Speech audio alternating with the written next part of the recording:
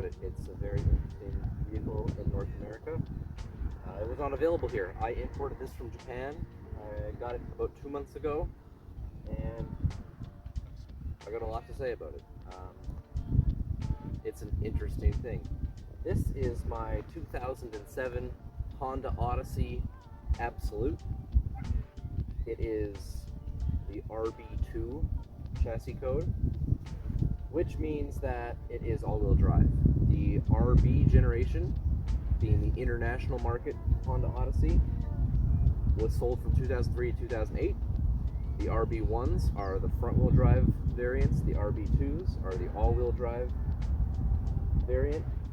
And the Absolute is the one with a bit more power. The Absolute models with all-wheel drive are about 190 horsepower. Front-wheel drive, they're about 200. It's powered by Honda's well-known K24A. And this one, being all-wheel drive, has a 5-speed automatic. The interesting thing about the international Odyssey is that it's not really a minivan. It's classified in my province as a station wagon, which makes sense. It's got conventional doors, but it is a 7-seater. So you get a 200 horsepower all-wheel drive 7-seater for hauling your family around in this neat little low minivan-esque package. So what are some unique things about this? Being an international market car, Honda wasn't going to redesign everything for it. So your front suspension, brakes, it's all interchangeable with local USDM Acura TSX models. The rear suspension, it's all very similar to local market Honda CRVs.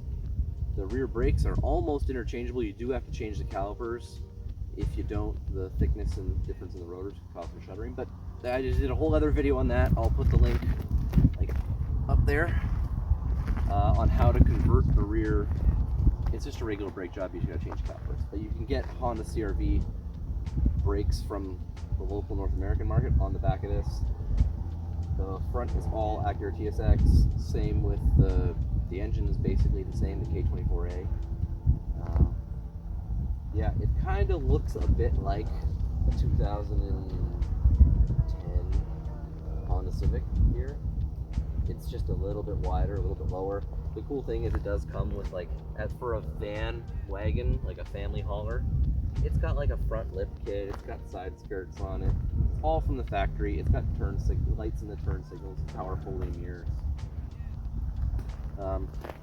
It's a neat little, if you're gonna daily drive something because you got kids and dogs and you need space, it's pretty cool. I love it. Alright, let me show you the rear seat situation. So, it's a 60-40 split in the rear here, so your left side is just an individual seat, right side has a center one built in. But yeah, to get in the back, you would pull that lever and climb in there. But if you want to make room to haul things, what you can do, let me see if I can do this without disrupting the camera too bad. So you lift the front of the seat here, and then you can tilt this all forward. And then you can do this again here. This way, yeah. I know what I'm doing. I know what I'm doing, I swear. And then the headrest can actually tuck. Wait, I know what I'm doing. No, I don't. What am I doing?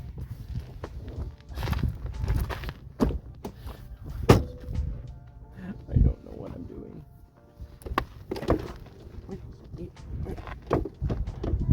There's something I'm missing. I forget how I did this.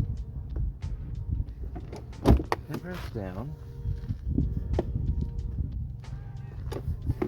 There. Okay. See, I know what I'm doing. And then when your rear seats are folded down, here, let's do that too.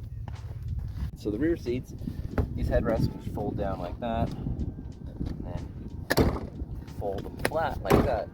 That's plenty of space, right? Well, now it's truly flat. And then, if you've already folded this one down like that, This bridges the gap and gives you a completely flat loading area.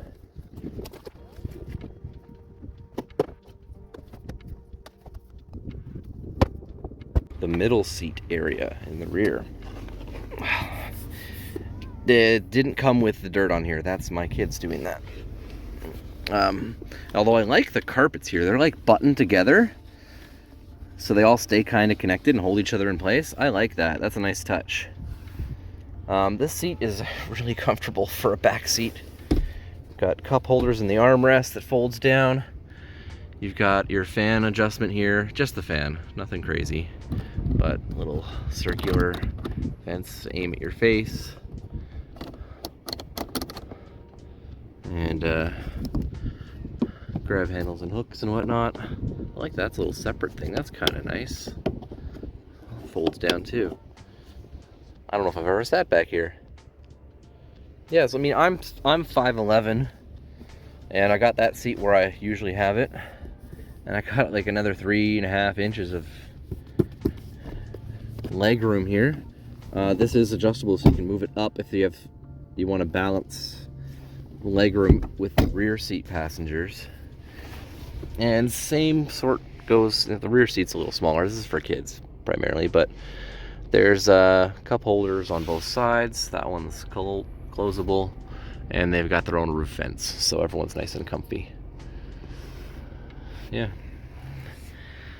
Ashtrays in the doors.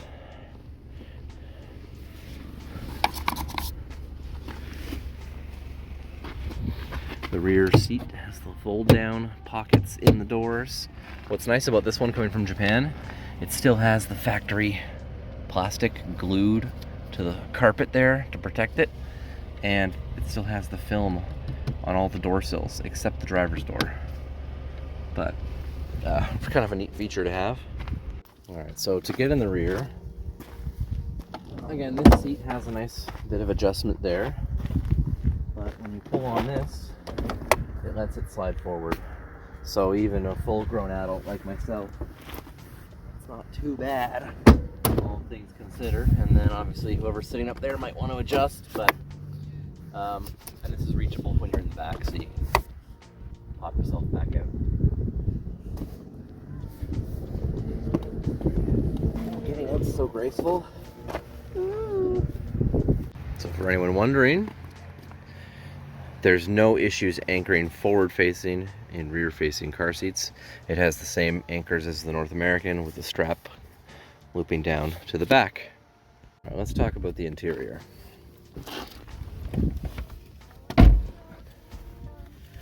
It's actually a pretty nice place to be. Oh, I have a spider on me. Hello, spider. Whoop. Here, go live in the mirror. You guys like that sort of stuff.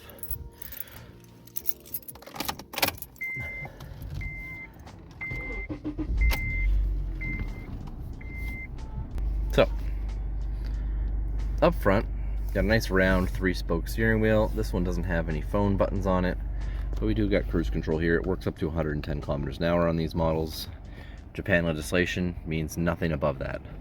That's as high as you can set the cruise control. But left stock, typical, very normal wiper controls. Mist is pull, and then up is just to clear. Down is your different speeds, and then rear wipers and further to mist to spray it. And then right side is your indicators and your lights. On, auto, fog, parking lights, and then you've got your fogs here, signals and whatnot, brights on and flash. And with this, that's your stability control, traction control stuff. Power folding mirrors. Oh, hello. They sound a bit rough. Power adjustable mirrors left and right. Power locks, window locks. This has only got the one auto. My last JDM car had all 4, which is kind of nice, but that's okay. Change dish. Ooh, money. Water bottles and usually dirty Kleenexes. Water bottles and stuff there you can throw in there. Pretty standard stuff, actually. So there's speakers built in here. There's even a little defrost vents for this little window. These vents here are kind of neat because this is, you can see the little circle there, that's open. And now that's closed just by rotating it. I like how that works. Full auto climate. Rear has independent fan speed and whatnot. Defrost and recirc and front defrost. It's a little strange, like this feels like it should be a volume knob, but it's just their temperature setting. And then this obviously has the double din head unit. That is an aftermarket thing. The Honda one is much further inset. So if you want to do a double din and a stereo upgrade, you need to get this whole section here, aftermarket from Japan. And this is aftermarket because usually the navigation and the stereo controls are in here. This is aftermarket because now it's storage. Instead, from the factory, it is a CD player. So if you want to upgrade the stereo in one, try to find one that's already had a double din head unit done to it, because all of these bits are a little annoying to find. It has some adjustable armrests that reset when you go all the way up. So have them down there, set them wherever you want. This is actually a nice feature in a right-hand drive car in North America, because I do this before the drive-through, and I can really reach over and grab my coffee. Yeah, glove box, just the one of them. Cup holders here, or sorry, ashtray here, luckily not used in this car. It did come with, maybe someone can translate this, it looks like a little tiny menu here. Japanese Guinness. Yeah, so that's kind of cool. There's some storage here, some receipts in there, but, and then this rotates down. If you want to have a little pass through, you just grab this lever in the front, and well, now how do we get it back up? Uh-oh, I'm too young to not be able to get it up. You feel self-conscious! I didn't think this would happen so soon. Like that. Lift it back up. It does kind of, you don't want, see, I got nuts and bolts in there. They're a little noisy. They bounce around a bit. So, how does the RB Odyssey drive? One interesting thing you'll notice is the first time you try to go to back out of a parking space,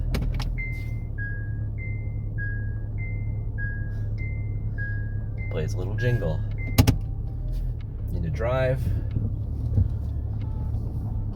And let's pull out.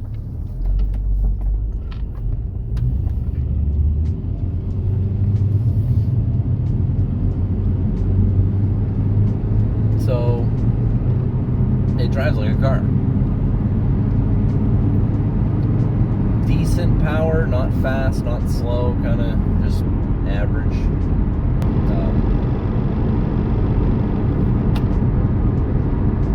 One thing with the suspended table here is that if you keep anything in there, I got a couple nuts and bolts for the stereo, just because I want to finish that up with a backup camera install. Left alone, it can be a bit noisy with stuff in there bouncing around, just because it's hinged, but it drives like a car. 7 seats, which is kind of nice. I average about 10 liters per 100k, which for an all-wheel drive 7-seater, great. For a car, not great, but to be expected. The steering wheel is nice. I like the steering wheel. It's a simple 3-spoke wheel. It's really straightforward to use.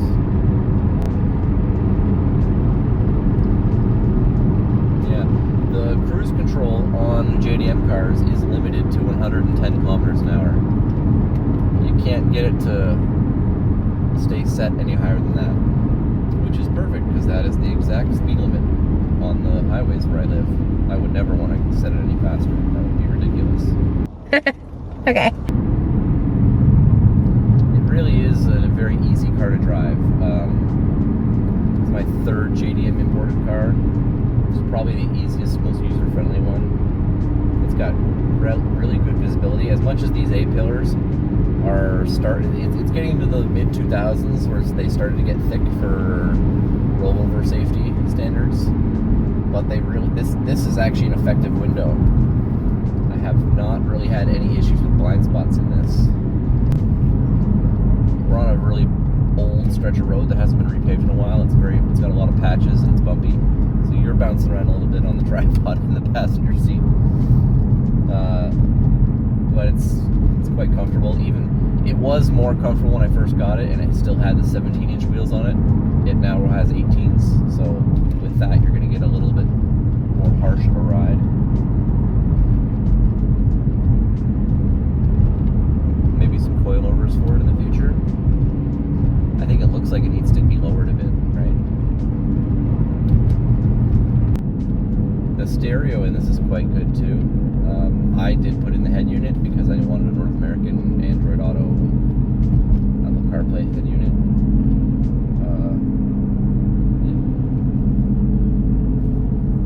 Defrost, auto, your different modes, air conditioning on off, fan speeds here.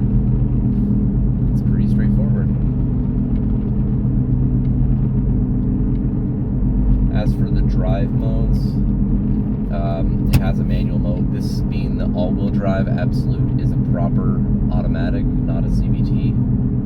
This Toyota's the only one that can make a decent CVT in this from this time period, so I wanted to avoid the CVT. I don't really use the manual mode. It would be really cool if these came with a manual. Oh, that'd be amazing. Just autos though. It's kind of a nice place to be. I mean, it's not power adjustable seats, which is fine. It's got the height adjustment crank handle here. Down.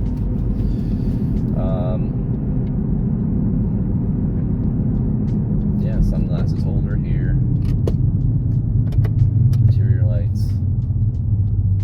All of the buttons and everything, they feel, I don't know, they're just, it's not that interesting to describe this car because the buttons don't feel cheap, they don't feel expensive. They do their job. They're not bad, they're not good. I will say this is a 2007 and nothing is faded or worn out. The writing's very clear on everything still. The only thing is there's a bit of wear on this seat here, getting in and out. I think the previous owner probably just slid on the cushion a bit too much.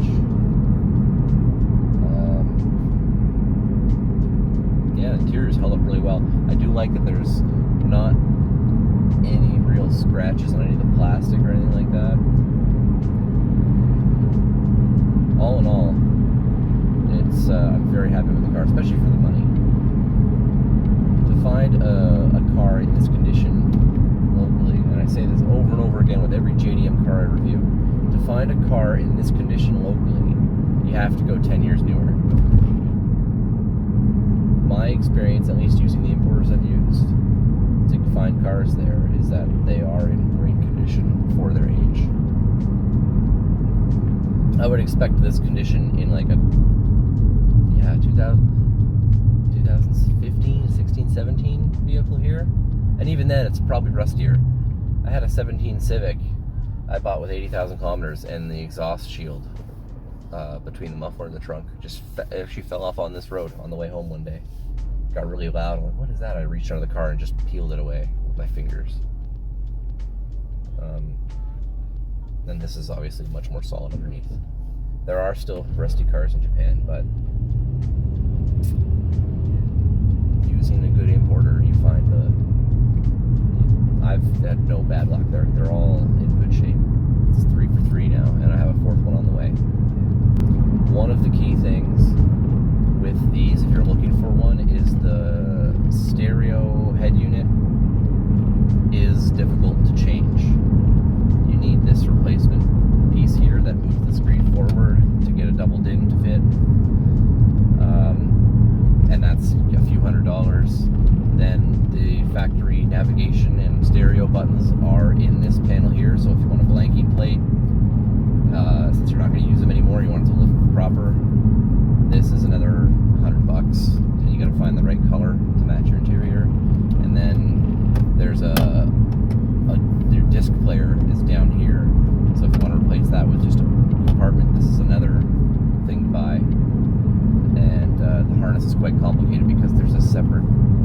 amplifier under the passenger seat. So I got lucky finding this one. It already had all this done to convert it to double DIN. I just had to buy a $22 adapter for the wiring harness and fit right in. I just used the Acura TSX wiring harness adapter, and just by looking at pictures and confirming the colors of the wires, I was able to see that it would work, and it did. So relatively easy to switch things over in this particular one. It's funny, it had no stereo, and it probably went cheaper at the auction because of it, but I saw that as a good thing. It meant most of the work was done, and it already had this plate in it, it already had this compartment, it already had the whole double DIN conversion unit up top, so it made my job a lot easier.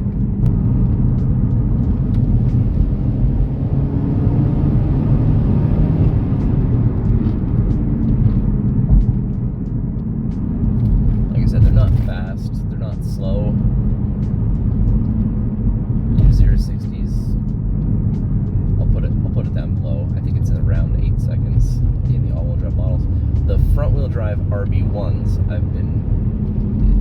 the consensus on the front-wheel drive RB1s is that they are the faster ones, given that they have a little bit more power, there's a little bit less losses in the transmission, and the transfer case go into all-wheel drive, whereas they're just front-wheel drive, so you know, a little more power, and they're a little lighter. So if you want a little more speed and you don't live somewhere where it snows, the front-wheel drive RB1's probably the better car, to be honest. I like not getting stuck in the winter, and we sometimes have a week with 3 separate 30 centimeter, 12-inch snowfalls. So, yeah.